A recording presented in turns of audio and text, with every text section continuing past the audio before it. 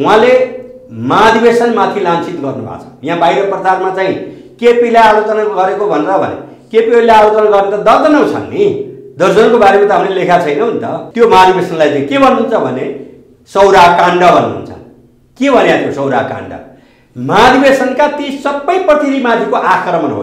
यो कुनै क केशव बडालमाथि आक्रमण गर्यो, विरोध गर्यो भनेर लेख्या होइन। मलाई त्यसैका व्यक्तिगत रूपमा गाली गरे केही छैन, तर महाधिवेशनमाथिको हमला भनेको चाहिँ देशभरि र प्रवासबाट आउनुभएका महाधिवेशन प्रतिनिधिमाथिको चाहिँ अन्यायपूर्ण अभिव्यक्ति हो। एमालेमाथि चाहिँ अब चाहिँ कोत पर्व हुन्छ भनेर भन्नुभएको छ।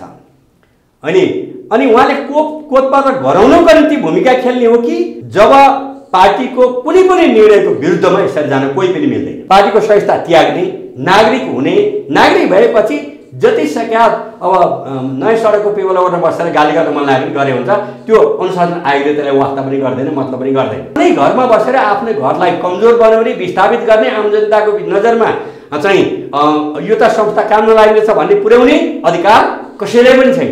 केपी ओलीको आलोचना त उहाँले अहिले मात्रै गरे होला होइन? उहाँ चाहिँ त्यो अहिलेको मात्रै कुरा गरेर हुन्छ?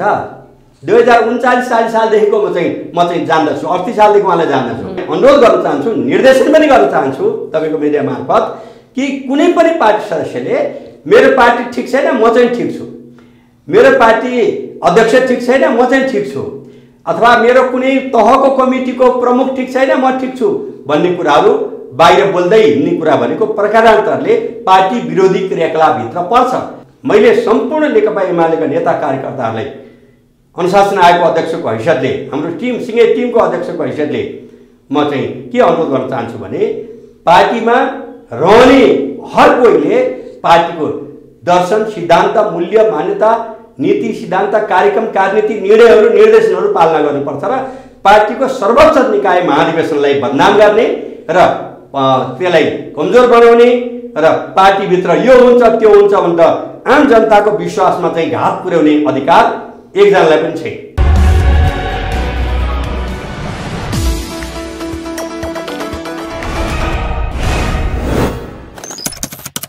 नेकपा एमालेका अनुशासन आयोगका अध्यक्ष केशव बडाल हामीसँग कुराकानीका लागि हुनुहुन्छ। स्वागत छ यहाँलाई। धन्यवाद छ। अब स्थानीय तहको निर्वाचन सकियो, यसपटक पार्टी अलिकति पराजय नै भयो भनेर भन्छन् मान्छेहरू, तपाईँहरू त्यसलाई स्वीकार त गरिरहनु भएको छैन। के छ अहिले एमालेको हालखबर के छ ताजा? यसलाई हामीले यथार्थपरक ढङ्गले बुझ्नुपर्छ। खास गरिकन यो चाहिँ वर्तमान गठबन्धन सरकार बनिसकेपछि एमालेकोलाई पत्ता साफ गर्नुपर्छ भन्ने गठबन्धनभित्रका 5 दल त एकदमै आफू जित्दैन भने एमाले चाहिँ जित्न नदिने भन्ने उहाँहरूको अठोट थियो, भित्री निर्णय नै थियो। जहाँ सहमति भएर उठ्या छैनन् त्यहाँ पनि एमाले जित्न चाहिँ नदिने भन्ने सहमति भएको थियो।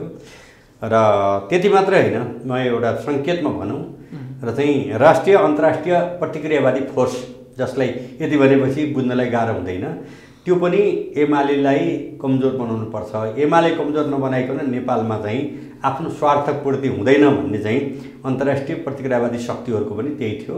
त्यो सबै शक्ति लागेको अवस्थामा पनि अहिले मतको हिसाबले हाम्रो पार्टीको पपुलर मत 38 लाख हो र नेपाली कङ्ग्रेसको 37 लाख हो होइन। अब 1 लाखको फरक छ र जहाँसम्म मेयर वडाध्यक्ष इत्यादिको कुरा हो, अब हामीले करिब 2200 वडामा हामी विजय भएका छौँ र चाहिँ मेयर अथवा अध्यक्षमा 205 भयो र उपमेयरमा 237 ठाउँमा हामी विजयी भएका छौँ। जस्तो उदाहरणको लागि काठमाडौँमै हाम्रो उपमेयर सूर्य चिन्हको उपमेयरको चाहिँ भोट देशैभरिमा प्रतिस्पर्धी भन्दा 3 गुणा बढी र देशभरिको सबभन्दा बढी आएको छ र जनमत घटेको भनौँ भने 68,000 भोट जुन आएको छ। तर भइदियो के भन्दाखेरि चाहिँ सबै पार्टी सदस्य र कमिटेड मान्छेलाई पो हाम्रो चाहिँ निर्देशन लागू हुन्छ। जनता त सार्वभौमसत्ता सम्पन्न छन् नि, जनताले आफ्नो स्वविवेक प्रयोग गर्न सक्छ। हामी लडेर चाहिँ नेपाली जनतालाई सार्वभौमसत्ता सम्पन्न बनाउनुपर्छ भनेर सङ्घर्ष गरेको 50 वर्षदेखि निरन्तर लागेको मान्छे त तपाईँको गाडी भएको म आफै छु, म जस्ता हजारौँ हुनुहुन्छ। त्यसले गर्दाखेरि चाहिँ जनतालाई इच्छा लागेको ठाउँमा भोट हाल्ने हो होइन। हामीले जति भने अहिले के छ भने मतदाताहरू 3 पुस्ता छन्। हजुरबा हजुरआमा, बा आमा र छोराछोरी, कुनै परिवारको त नाति समेत उमेर पुगेका पनि छन्। 3 पुस्तामध्ये अब 3नै पुस्ताले जे आदेश दियो त्यो पालना गर्ने हुँदैन, जे इच्छा लाग्छ त्यो निर्णय गर्ने तहमा पुगेको छ भनेपछि यसमा चाहिँ अब अहिले हाम्रो अब दोस्रो भइयो। अब सिट सङ्ख्या जितेको हिसाबले हामी दोस्रो भयौँ र योभन्दा पहिले हामी पहिलो थियौँ, अहिले दोस्रो भयौँ। उतिखेर पनि काङ्ग्रेस र माओवादी मिलेकै हो स्थानीय तहमा, होइन? त त्यो भएको थियो, त्यसको तुलनामा घटेको हो, यो यथार्थ हो।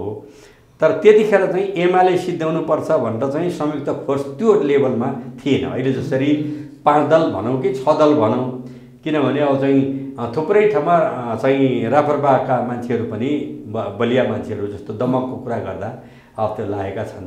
यस्तो स्थितिमा पनि पपुलर मतको हिसाबले 74 को भन्दा हाम्रो बढी हो। 74 मा अब भन्दा अहिले हाम्रो बढी छ। पपुलर मत घटेको छैन, अलिकति बढी छ, केही लाख बढी छ।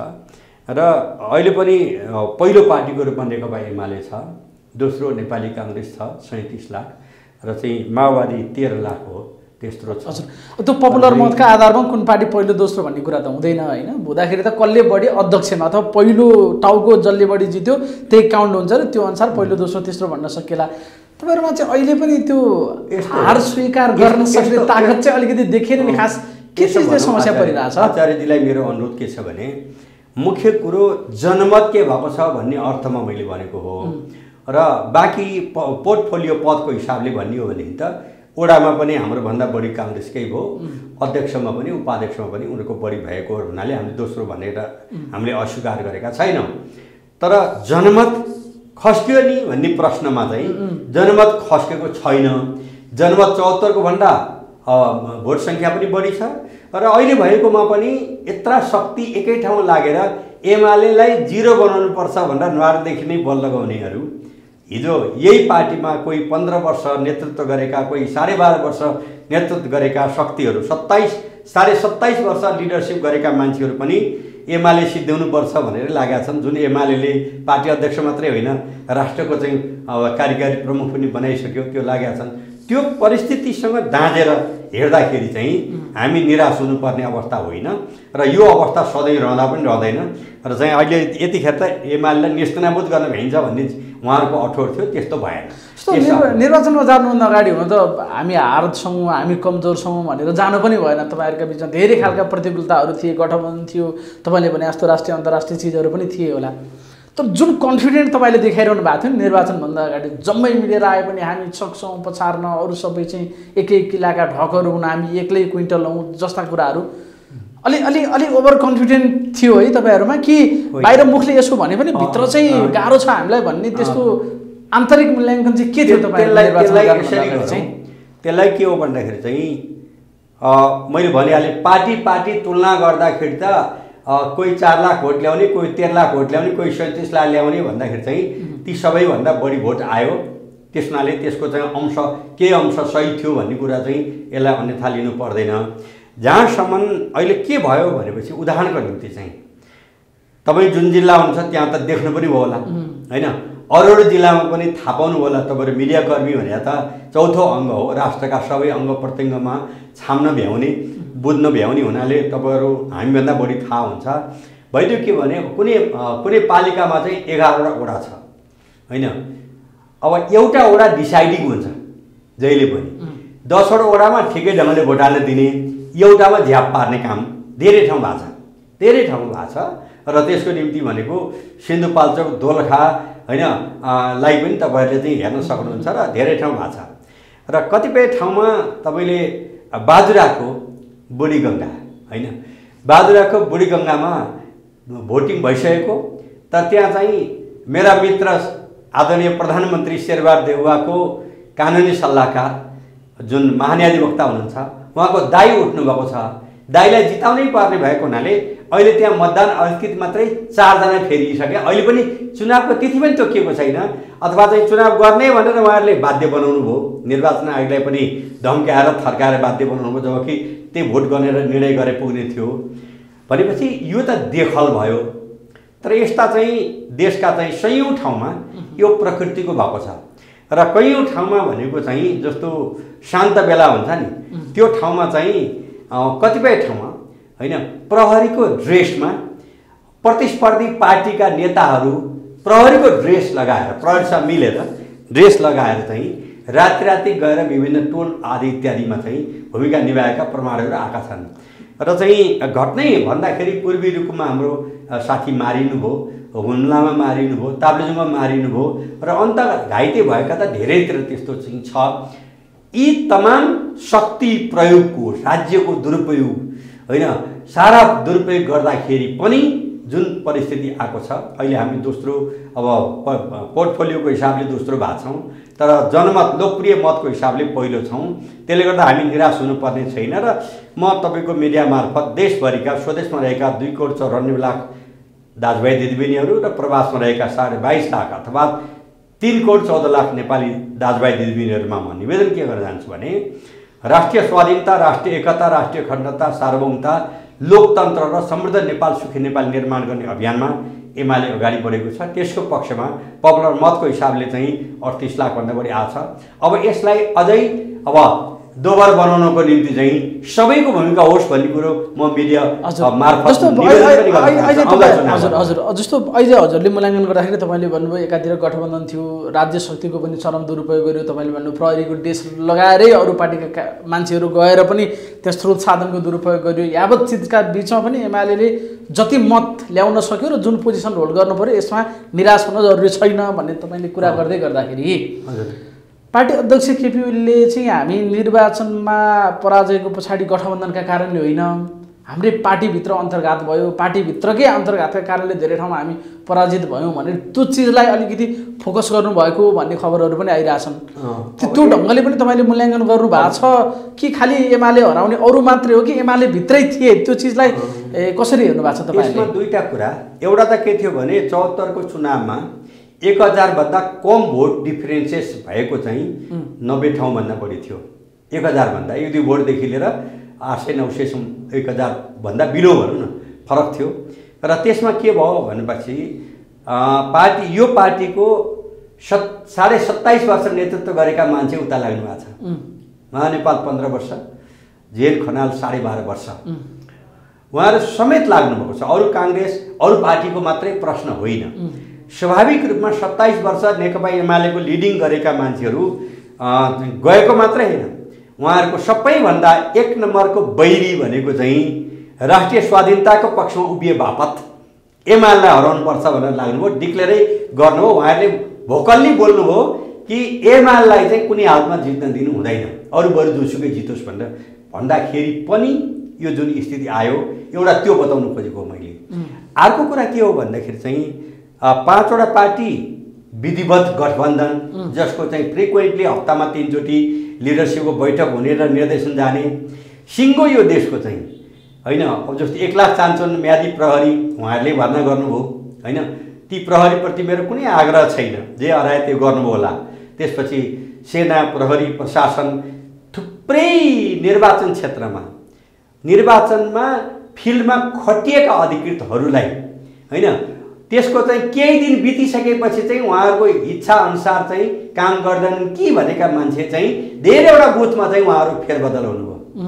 मतदान प्रमुख मतदान अधिकृतको केही मात्रै भयो, मतदान क्षेत्रमा जाने कर्मचारीहरूको फेरबदल चाहिँ भयो र प्रहरी ठुलो सङ्ख्यामा प्रहरीहरू त्यो अन्तिम निर्णय गरेर पठाइसकेपछि पनि धेरैजना फेरबदल हुनुभयो। यो संसारमा कहीँ गरिँदैन र हाम्रो देशमा पनि विगतमा कहिले पनि त्यस्तो हुने गर्दैन थियो। विगतमा चाहिँ यसपालि त्यो पनि भयो। त्यो पनि के भयो भने शेरबारजीलाई यो गर्नु पर्यो त्यो गर्नु पर्यो भनेर चाहिँ अरू बाँकीले पनि दबाब दिएका घटनाहरू आछन्, त्यसका प्रमाणहरू बिस्तारै बिस्तारै खुल्दै जान्छ। त्यो त बाहिरी पक्षहरू भयो, मैले भनेको चाहिँ तपाईहरुको पार्टीभित्रको अन्तर्घातको विषयमा प्रश्न आउँदैछ।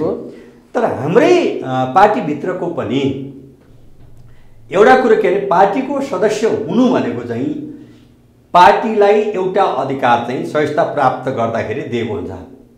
मलाई खुसी लाग्यो मान्छु नत्र मान्दिनँ भन्न मिल्दैन। पार्टी सदस्यले हाम्रो पार्टीका जुन 11 लाख पार्टी सदस्य छन् जसभित्र चाहिँ आदरणीय पार्टी अध्यक्ष केपी ओली पनि पर्नुहुन्छ, केशव बडाल पनि पर्छ, हामी सबै 11 लाख भित्रका हौँ भनेपछि पार्टी सदस्यता प्राप्त गर्दाखेरि शपथ के खाएको हुन्छ भने म पार्टीको हित विपरीत कुनै काम गर्ने छैन, पार्टीको निर्णयलाई अवज्ञा गर्ने छैन, पार्टीले ग्रहण गरेको दर्शन, सिद्धान्त, मूल्य, मान्यता, आचरण, कार्यशैली, कार्यपद्धति र पार्टीको अनुशासनलाई पालना गर्छु भनेर कबुल गरेको हुन्छ।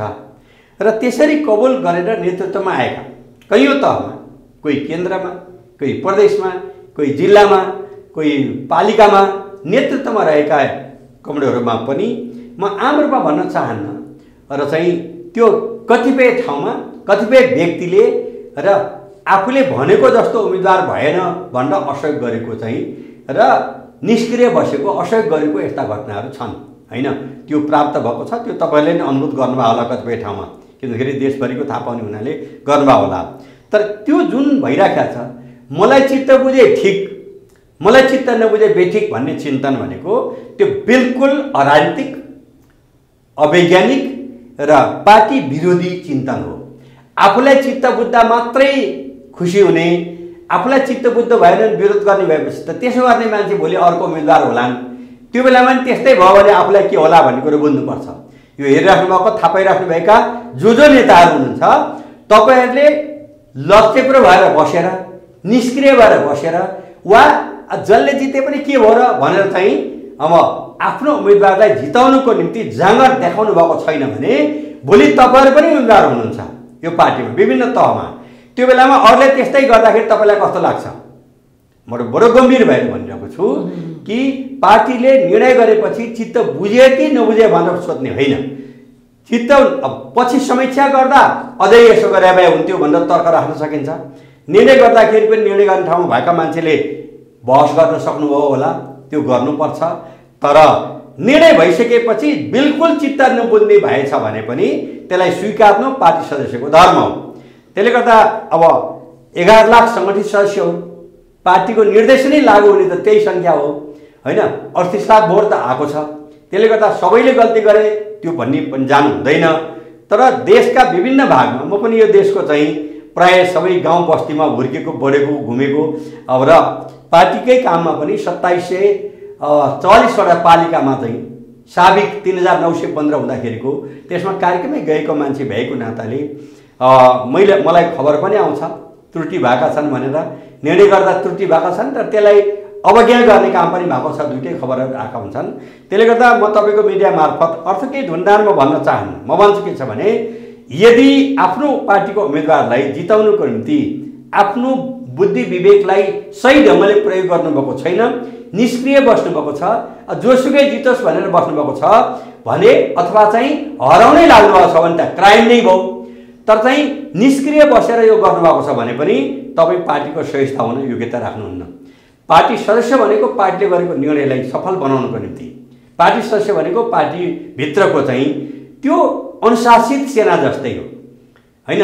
निर्वाचन भनेको एक किसिमको चाहिँ शान्तिपूर्ण युद्ध पनि हो त्यो हैन।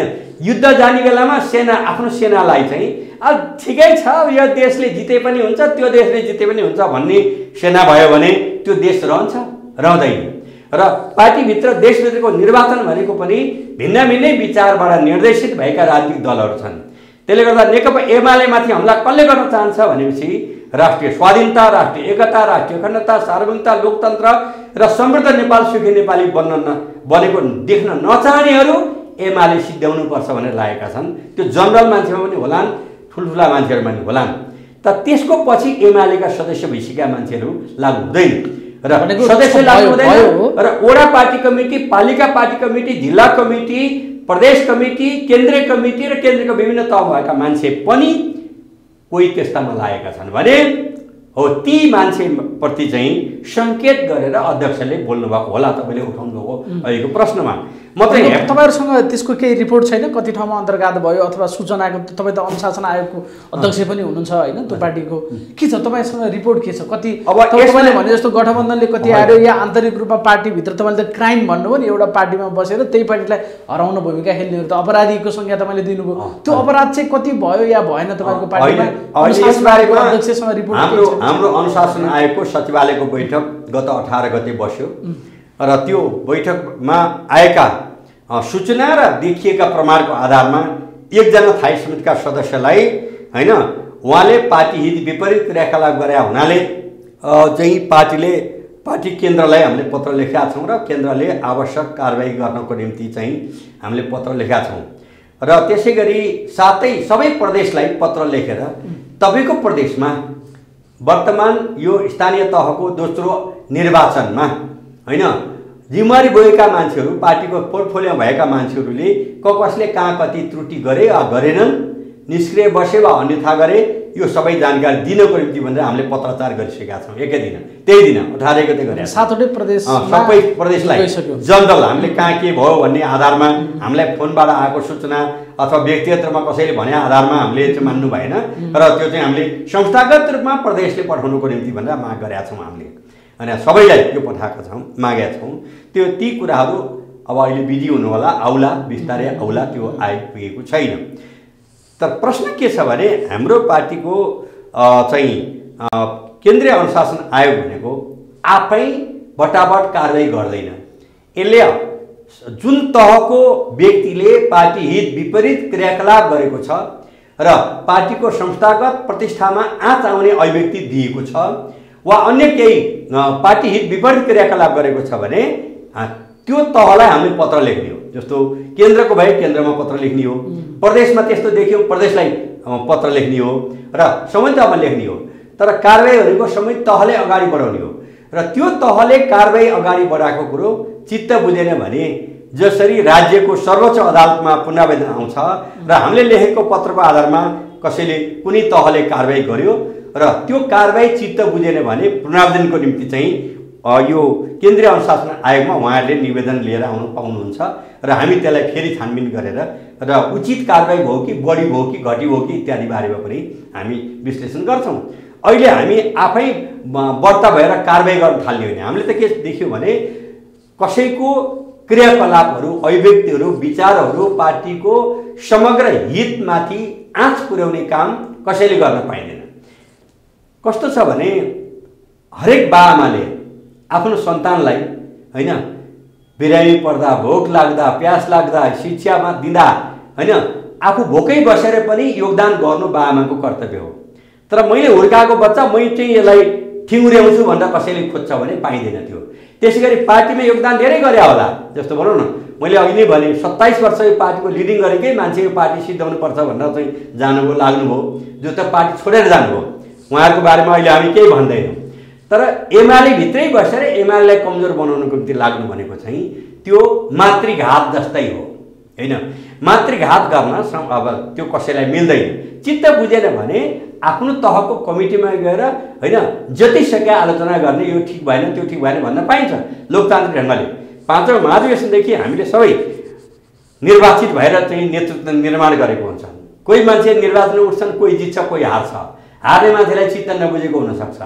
तर चाहिँ त्यस्तो स्थितिमा पनि भरसक समेट्नुपर्छ भनेर चाहिँ हामीले हैन महाधिवेशनमा हारेका मान्छेलाई पनि थाई समितिको तहसम्म पनि केन्द्रीय कमिटीले लिएर आएको छ।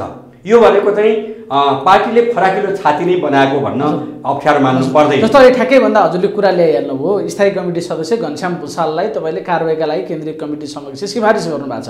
यो विषयले अब पार्टीभित्र धेरै ठुलो तरङ्ग पनि भएको छ। पक्ष विपक्षमा मत अभिमतहरू पार्टीकादेखि अझ अरू पार्टीका मान्छेसम्मले पनि आफ्नो विचार प्रकट गरिरहेछन्। तपाईँ त्यो कमिटीको अध्यक्ष भएको हिसाबमा, अनुशासन आयोगको अध्यक्ष भएको हिसाबमा ठ्याक्कै के कति कारणले घनश्याम भुसालमाथि चाहिँ कारबाही सिफारिस गर्नुभयो? के थियो उहाँको तपाईँले लगाउनु भएको अभियोग या आरोप? अलिकति प्रश्न पारिदिनु। होइन, यो बारेमा मैले धेरै प्रश्न पारेको छु। लामो कुरो बोल्नु परेन, छोटो छोटो के चिजले लामो कुरो बोल्नु परेन। म 2-3टा कुराहरू, एउटा त म घनश्यामजीको बारेमा मात्रै अथवा चाहिँ केशव बरालको बारेमा मात्रै चर्चा गर्न चाहन्न।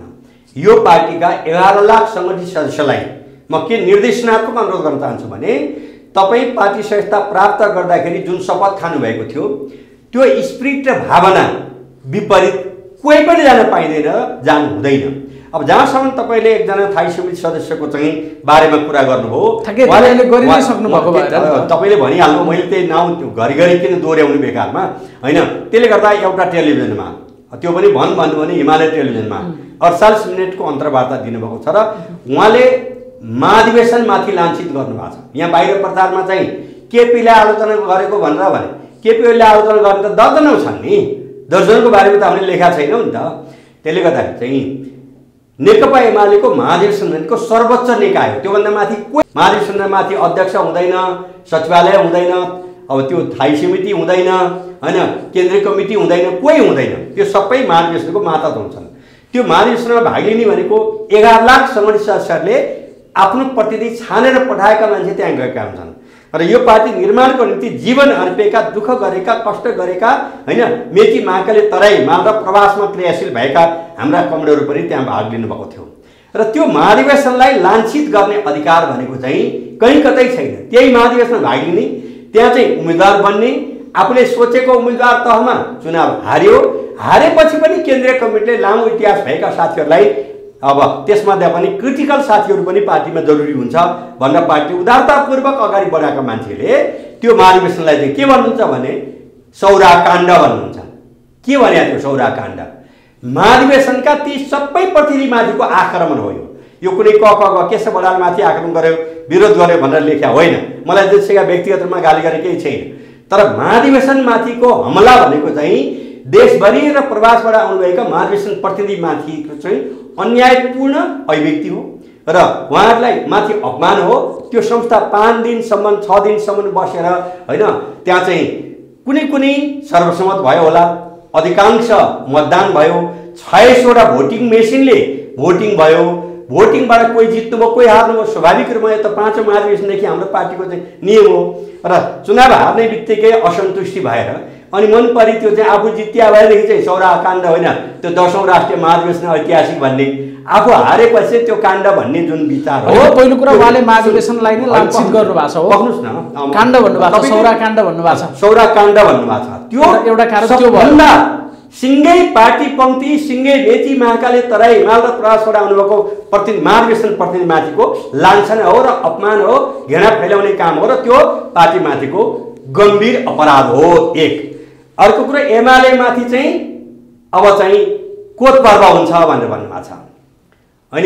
अनि उहाँले कोत पर्व गराउनको निम्ति भूमिका खेल्ने हो कि पार्टीलाई एकताबद्ध बनाउनुको निम्ति, पार्टीलाई पार्टीको निर्वाचनको परिणाम हेरेपछि आउँदा दिनमा अगाडि बढाउनुको निम्ति अब सिङ्गै देश यसरी लाग्नुपर्छ पार्टी भनेर अगाडि बढ्नुपर्ने हो भन्दाखेरि चाहिँ यी गम्भीर विषय छन् जसलाई हामी ठुलो हेरेर बस्न अनुशासन आयोगले सकेन र हामीले पत्र लेख्यौँ।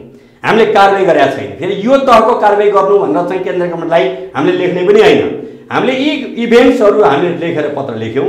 अब केन्द्रीय कमिटीले कारबाही गर्दाखेरि बोलाएर आत्मालोचना गर भन्न सक्छ, आलोचना भन्न सक्छ, लिखित आत्मालोचना गर भन्न सक्छ वा अरू केही गर्न सक्छ। त्यो केन्द्रीय कमिटीको बिजनेस हो। त्यसमा मात्रै यो तहको भन्ने हामीले लेखेर पठाएको छैनौँ। त्यसले गर्दाखेरि चाहिँ म उहाँको प्रश्न मात्र होइन, म सम्पूर्ण नेकपा एमालेका केन्द्रदेखि लिएर टोल तहमा सङ्गठित भएका पार्टी सङ्गठित सदस्यलाई अनुशासन आयोगको तर्फबाट निर्देशनात्मक अनुरोध के गर्न चाहन्छु भने जब पार्टीको कुनै पनि निर्णयको विरुद्धमा यसरी जान कोही पनि मिल्दैन। आफ्नो कमिटीमा राख्न पाइन्छ तर बाहिर सार्वजनिक गर्न मिल्दैन र यदि त्यस्तो विरोध गर्दै हिँड्न मन लाग्यो बाटोमा बसेर भने पार्टी संस्थाबाट रिजिग्नेसन दिने र नागरिक हुने, नागरिकको त्यो अधिकार छ इच्छा लागेको बोल्ने, त्यो अधिकार प्राप्तिको निम्ति 50 वर्ष निरन्तर सङ्घर्ष गर्ने मान्छे तपाईँको अगाडि म बसिरहेको छु, त्यो पाइन्छ। तर पार्टी संस्था भइसकेपछि हाम्रो मात्रै होइन, कुनै पनि पार्टी, कुनै पनि देशको कुनै पनि पार्टीमा पार्टीको सदस्य भएर त्यो पार्टीलाई खुल्याउने अधिकार चाहिँ कहीँ पनि हुँदैन। त्यति मात्रै होइन, तपाईँ क्लबको सदस्य हुनुहुन्छ भने पनि क्लबको सदस्य भइरहने त्यसको विरुद्धमा चाहिँ बाहिर बदपानी गर्दै हिँड्न मिल्दैन संसारमा। त्यसले गर्दा यदि पार्टीको चाहिँ चित्त कमिटीमा भनेर आफ्नो मन भरिँदैन भने साधारण सदस्य के अरे अब पार्टीको संस्था त्याग्ने, नागरिक हुने, नागरिक भएपछि जति सक्या अब नयाँ सडकको पेबलबाट बसेर गाली गर्न मन लाग्यो गरे हुन्छ, त्यो अनुशासन आयोगले त्यसलाई वास्ता पनि गर्दैन, मतलब पनि गर्दैन। तर एमालेको र्याङ्क एन्ड फाइलमा बसेर आफ्नै घरमा बसेर आफ्नै घरलाई कमजोर बनाउने, विस्थापित गर्ने, आम जनताको नजरमा चाहिँ यो त संस्था काम नलाग्नेछ भन्ने पुर्याउने अधिकार कसैले पनि छैन। यो आदरणीय पार्टी अध्यक्षदेखि लिएर सम्पूर्ण सदस्य केशव बडाल समेत हामी कसैलाई पनि त्यो अधिकार छैन। यो बनाउनु जसरी बालबच्चालाई बाआमाले हुर्काउने को निम्ति चाहिँ आफू भोकै बसेर सङ्कट बेहोरे पनि हुर्काउँछन्, त्यो कर्तव्य हो सबै सदस्यको। तर कमजोर बनाउने अधिकार चाहिँ छैन।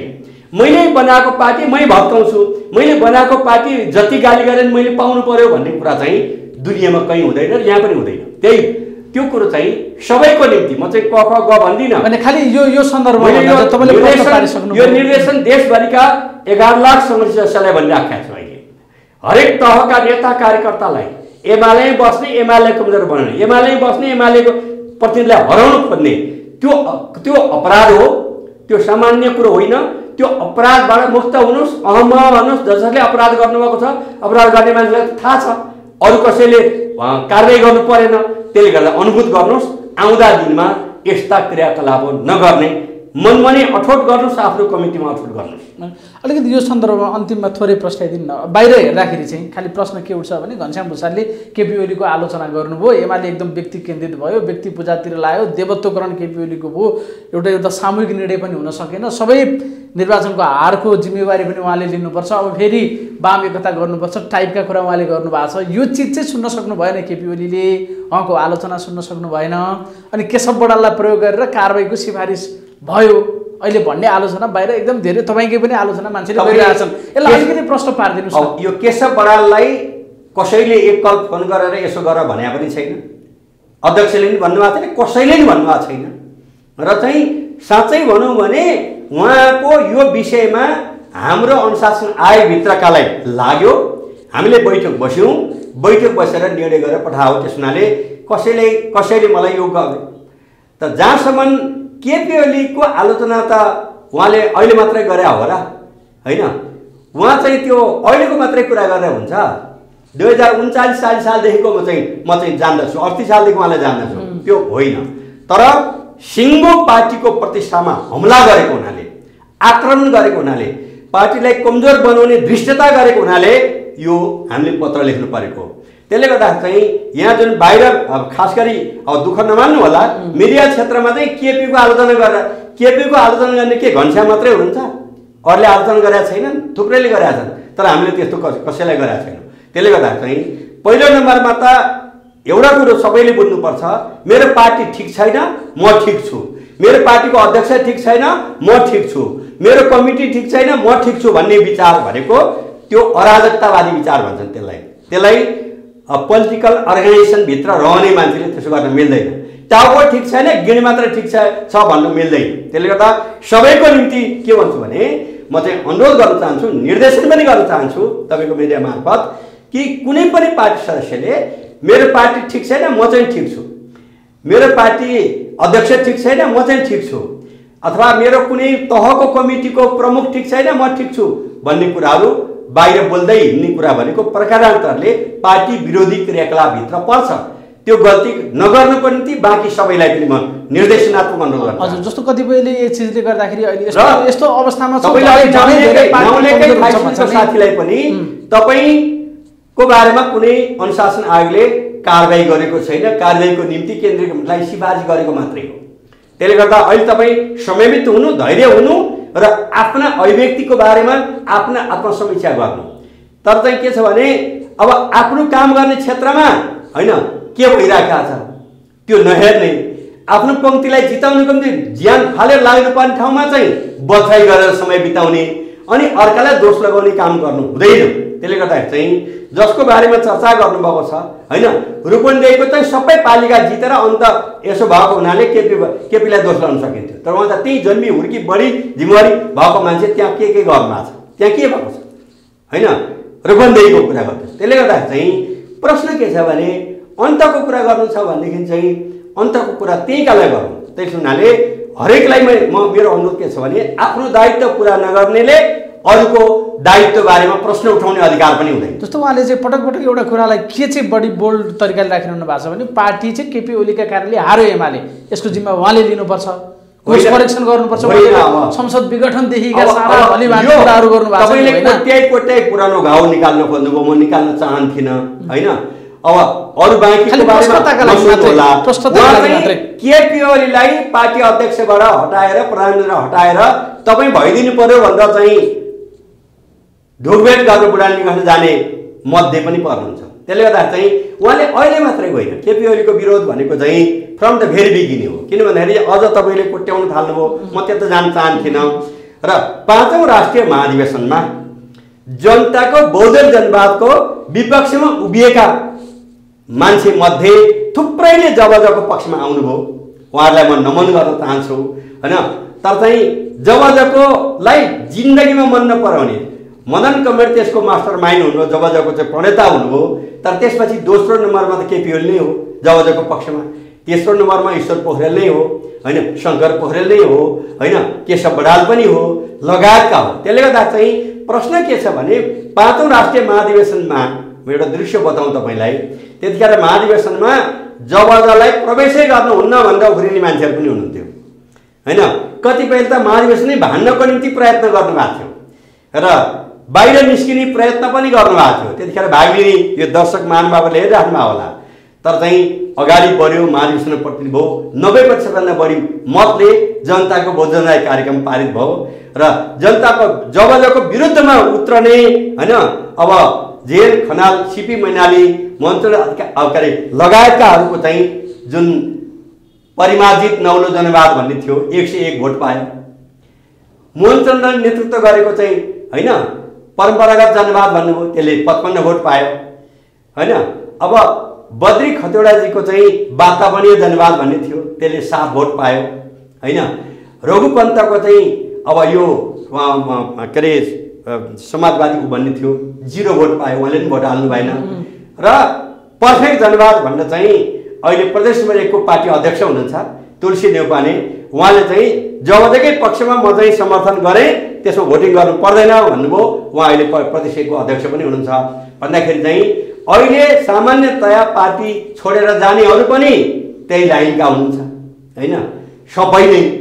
अब अहिले तपाईँले नाउँ लिएको मान्छे पनि जबजको विपक्षमा सुरुदेखि हो र जबजको पक्षमा जो जो उभिन्छ ती मान्छे देखेपछि उहाँलाई मन पर्दैन।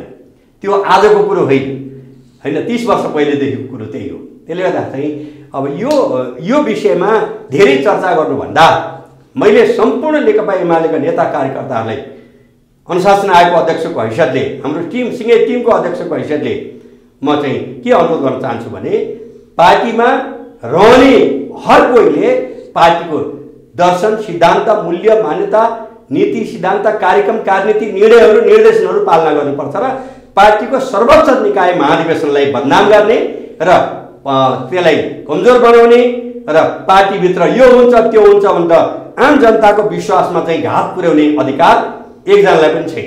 त्योबाट मुक्त हुनुहोस् र थपक्क नै गल्ती भएका करेक्सन गर्नुहोस्।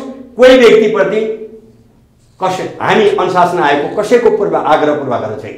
भनेको पार्टीको सदस्यता लिएर शपथ खाइसकेपछि अनुशासनमा बस्नुपर्छ। यसमा कम्प्रोमाइज हुँदैन हैन। कमिटीमा भन्न पाइन्छ तर सार्वजनिक ढङ्गले सदस्य कमिटीभन्दा बाहिर पार्टीको प्रतिष्ठा आँच आउने शब्द कसैले बोल्न पाइँदैन। यदि त्यो बोल्ने रहर भयो भने पार्टी संस्था त्यागेर नागरिक भएर बोल्नु पर्यो। तर पार्टीकै विरुद्धमा अभिव्यक्ति दिने कुरा चाहिँ त्यो स्वीकार्य हुँदैन तपाईँहरूको लागि हैन? हाम्रो लागि होइन। पार्टीको 6 सालमा आदरणीय पुष्पलालले स्थापना गरेको हाम्रो पार्टी हो। 10 सालमा प्रथम महाधिवेशनको महासचिव मनोहर बा हो हैन। 19 सालमा आदरणीय तुलसीलाल अमात्य हाम्रो महासचिव हो।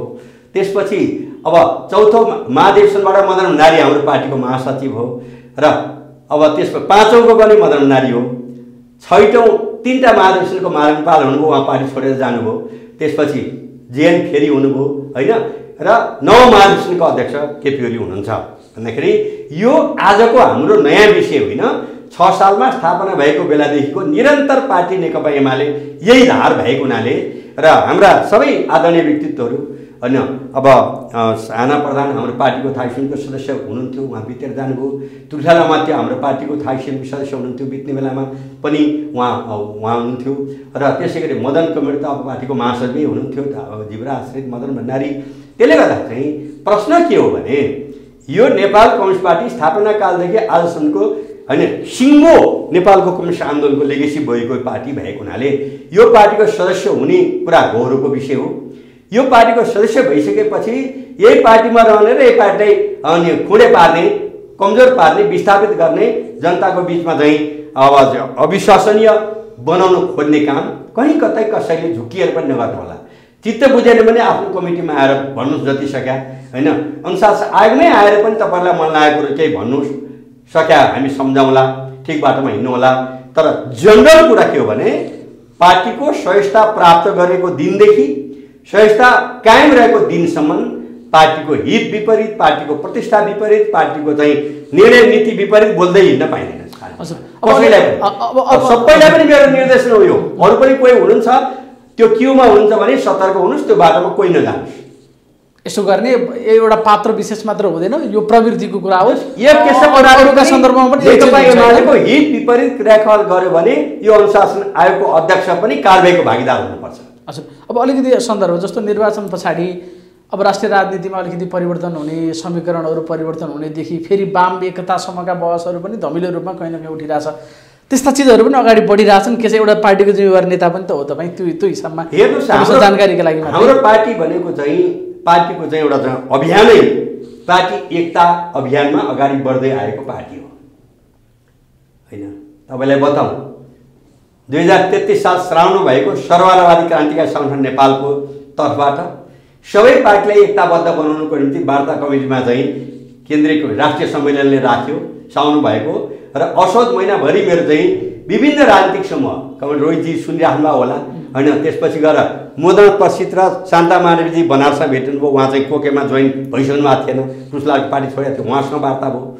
त्यसपछि पुष्पलाल कमिटीसँग छौँ, उहाँ त बितेर गइसक्नुभयो। मोहन विक्रमजीसँग भयो, उहाँ पनि एकदमै 5 दलीय गठबन्धनको चाहिँ मास्टर माइन्ड भएर बस्नु भएको छ। र चाहिँ त्यसपछि चाहिँ अब त्यो चाहिँ मनमोहन बालसँग कुरा भयो, बुटोल आएपछि चाहिँ यी सब कुरा भनेको मेरो कुरा मैले गरेँ, मेरो मात्र होइन। यो धार जुन नेकपा एमालेको छ, अखिल नेपाल कम्युनिस्ट क्रान्तिकारी कोअर्डिनेसन कमिटी 2032 सालमा जुन बन्यो, त्यतिखेर केपी ओली जेलमा हुनुहुन्थ्यो होइन। र अरू बाहिर भएका जेल ब्रेक गरेर निस्किनु भएको सिपी मैनाली पार्टी सचिव हुनुभयो र यो चाहिँ सबै पार्टीको बिचमा एकता गर्नुपर्छ भन्ने अभियानै चल्यो। 35 सालमा नेकपा माले गठन भयो, त्यसले एकता अभियान अगाडि बढायो। क्रान्तिकारी कम्युनिस्ट सङ्गठनको बिचमा एकता भयो। गण्डकी क्रान्तिकारी कम्युनिस्ट गण्डकी कम्युनिस्ट पार्टीको चाहिँ एकता भयो। त्यसपछि चाहिँ होइन पूर्वको रातो झन्डाको बिचमा एकता भयो। नेपाल मजदुर किसान सङ्गठन केन्द्रीय सङ्घसँग एकता भयो।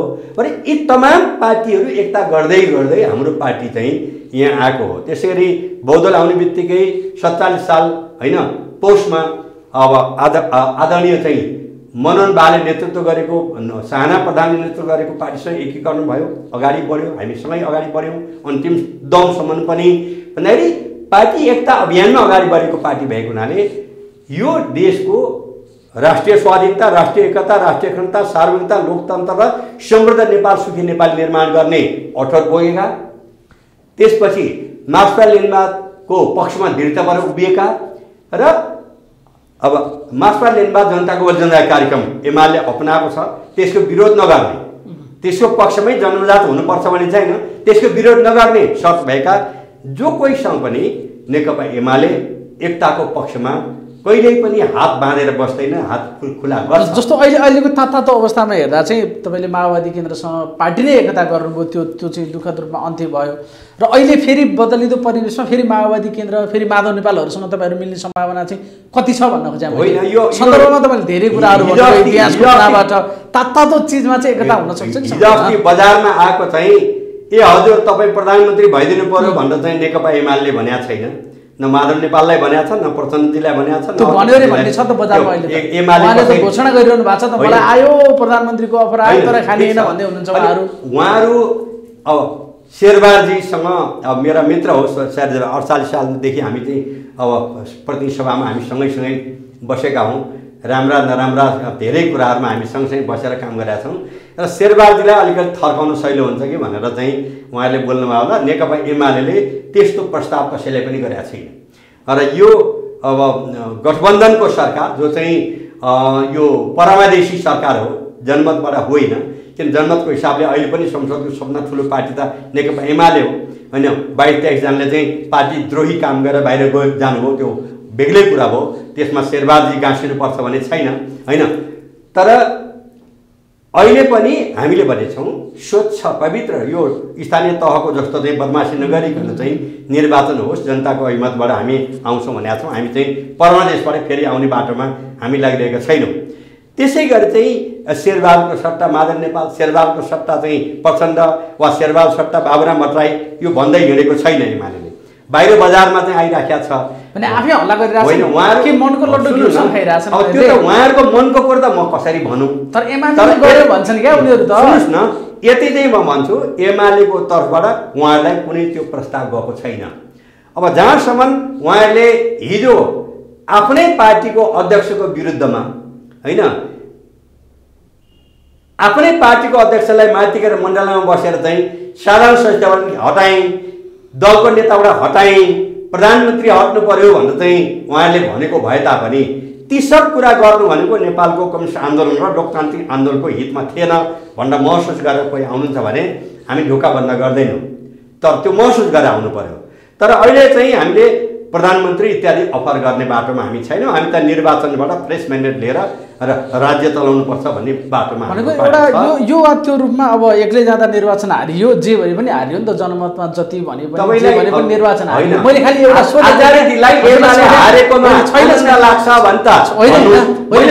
त्यसो भने जनमतको हिसाबले 38 लाख एमाले हो।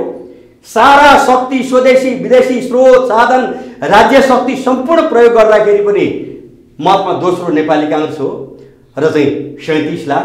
त्यसपछि माओवादी 13 लाख चान्चुन हो होइन, त्यसपछि अरू 4 लाख यस्तै छन् भने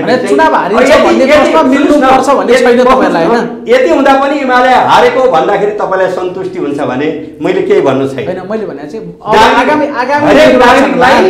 बोल्न पाउने लेख्न पाउने अधिकारको निम्ति 50 वर्षदेखि लड्दै आएको मान्छे म छु भन्न पाउनुहुन्छ। सुन्नु न, होइन भने नेकपा एमाले हार्यो भन्ने हल्ला चलाउनु पर्थ्यो। त्यो जित्या ठाउँ चाहिँ होइन, यही काठमाडौँ भन्नुहोस् न। 68,000 भोट कसको आएको थियो? सूर्यको भोट आएको होइन। अनि देशभरिमा सबभन्दा बढी भोट र अनि प्रतिस्पर्धीभन्दा 3 गुणा बढी भोट अरू कसैले ल्याएको छ र छैन। त्यसले गर्दा हार्यो मात्रै भन्ने भन्दा आनन्द लाग्छ भने तपाईँको आनन्दमा म डिस्टर्ब गर्न चाहन्छु।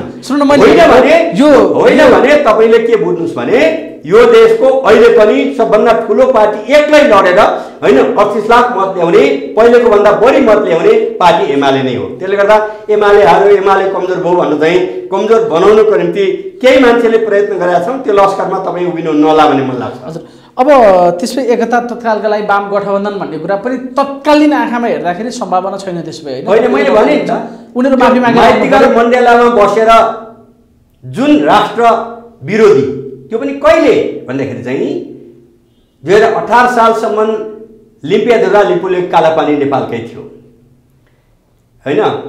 त्यो बेलाका शासकहरू को थिए म भन्न चाहन्न। केपी ओली प्रधानमन्त्री होइन 2018 सालमा, उहाँ त त्यतिखेर जम्मा 10 वर्षको मात्रै हुनुहुन्थ्यो होइन। र त्यो नक्सालाई तपाईँले विद्यालयमा पढ्दा पनि देख्न पाउनु भएन होला। त्यसमा सबै राजनीतिक दलका चाहिँ क ख ग फर्स्ट सेकेन्ड थर्ड नेताहरूसँग वार्ता गरी चाहिँ सर्वसम्मतिले पास गर्नुभयो।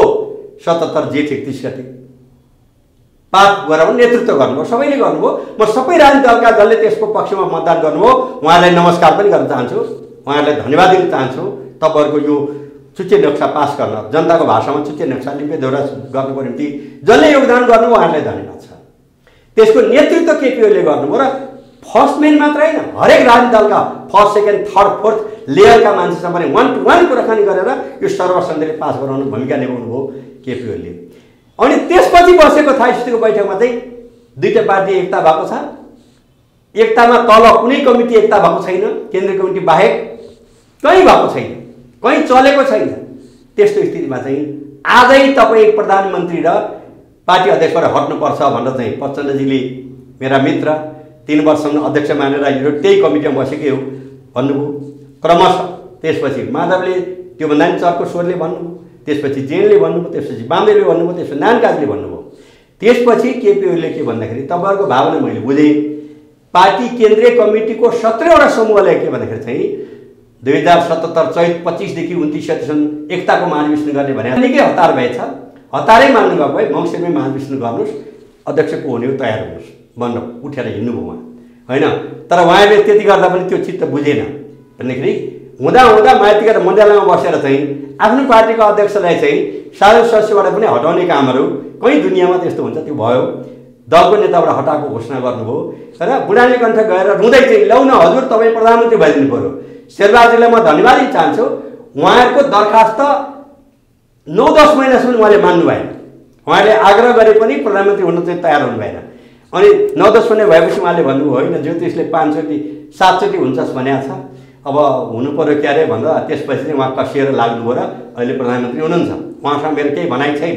मेरो भनाइ के त भन्दाखेरि चाहिँ आफ्नै पार्टीको अध्यक्षलाई विस्थापन गर्नुको निम्ति जो यही पार्टीमा 15 वर्ष 3 कार्यकाल प्रमुख भएको छ, 12 वर्ष 12.5 वर्ष प्रमुख भएको छ, त्यसले आफूभन्दा सिनियर मान्छे, किन पार्टीगत हिसाबले त 27 सालको जिल्ला कमिटीको सचिव त केपी ओली हो नि त, उहाँहरू होइन नि त, मान्छेलाई एउटा कार्यकाल पनि पुरा गर्न दिन्न बिचमै हटाउँछु भनेर जुन लाग्नुभयो होइन, यी कुराको निम्ति महसुस गरेर त्यो बेलामा गल्ती भयो भनेर महसुस गरेर आउँदाखेरि धोका बन्द गरिँदैन, तर महसुस गर्नु। अहिले त्यस्तो भित्र केही मागिरहेको छैन होइन। जस्तो प्रचण्डले अस्ति भर्खर अहङ्कार बढ्यो भने काङ्ग्रेसलाई पनि एमाले जसै गरी ठेगान लगाइदिन्छु भन्नुभयो। यस्ता चिजहरू आइरहेको भित्र कतै केही खिचडी पो पाक्दैछ कि या त सरप्राइज हुन्छ नि। वाम पहिला पनि गठबन्धन गर्दा सरप्राइज नै दिनुभएको थियो तपाईँहरूले, कहिले प्रधानमन्त्रीको अफर आयो भनेको छ, उता ठेगान लगाइदिन्छु भनेको छ, यसले भित्रभित्र केही भइरहेको छ कि भन्ने एउटा मान्छेको सामान्य आशंका मात्रै। मैले जतिको जिम्मेवार नेताबाट यसो केही छ भने सुनिहालौँ भनेर तपाईँको प्रश्नको मैले बताइसकेँ। फेरि पनि भन्दाखेरि भनेको चाहिँ यो दुनियाँमा मैले भने नि त ती सबै जुन चाहिँ चुतिया नक्सा पास गरे बापत केपी ओलीलाई एउटा कार्यकाल पनि पुरा नगरिकन हटाउने जुन अभियानमा लाग्नुभएका साथीहरूले त्यो चाहिँ गल्ती रहेछ है भन्ने महसुस गरेर आउँदाखेरि हाम्रो पार्टी ढोका बन्द गर्दैन। तर अहिले तपाईँले भने जस्तो चाहिँ एकदम वार्ता गरेर ल हजुर तपाईँ प्रधानमन्त्री भइदिनु पर्यो, हामी चाहिँ एकदम सेवक भएर बस्छौँ भनेर कसैलाई भन्नुभएको छैन। कि नेकपा एमाले आफै सक्षम छ र यो राष्ट्रको राष्ट्रिय स्वाधीनता, राष्ट्रिय एकता, राष्ट्रिय अखण्डता, सार्वभौमिकता, लोकतन्त्र र समृद्ध नेपाल सुखी नेपाली बनाउने र वर्तमान संविधानको प्रस्तावनादेखि 308 धारा 9 अनुसूचीलाई राष्ट्र जनताको सेवामा निरन्तर अगाडि बढाउनलाई यसको रक्षाको निम्ति चाहिँ खम्बा, स्टिल खम्बा भन्दा पनि डह्रो भएर एमाले उभिएको छ र चाहिँ त्यो हो। त्यो भइकन आउन खोज्नुभयो भने मैले भनिहालेँ गल्ती मान्छेबाट हुन्छ, गल्तीलाई क्षमा दिनै नसकिने कुरो हुँदैन, त्यो गल्ती महसुस गरेका छ। साह्रै महत्त्वपूर्ण समयको लागि यहाँलाई धेरै धेरै धन्यवाद छ। तपाईँलाई पनि धन्यवाद, तपाईँको मिडियालाई र स्वदेशमा रहनुभएका 2,94,00,000 र प्रवासमा रहनुभएका 22.5 लाख नेपालमाका सन्तान 3,14 लाख दाजुभाइ दिदीबहिनीलाई मेरो हार्दिक अभिवादन छ। राष्ट्रिय स्वाधीनता, राष्ट्रिय एकता, राष्ट्रिय अखण्डता, सार्वभौमिकता, लोकतन्त्र र समृद्ध नेपाल सुखी नेपाली निर्माणको निम्ति तपाईहरु प्रत्येकको चाहिँ आफ्नो ठाउँबाट भूमिका रहोस्। हस्, धेरै धेरै धन्यवाद छ। धन्यवाद छ। नमस्कार।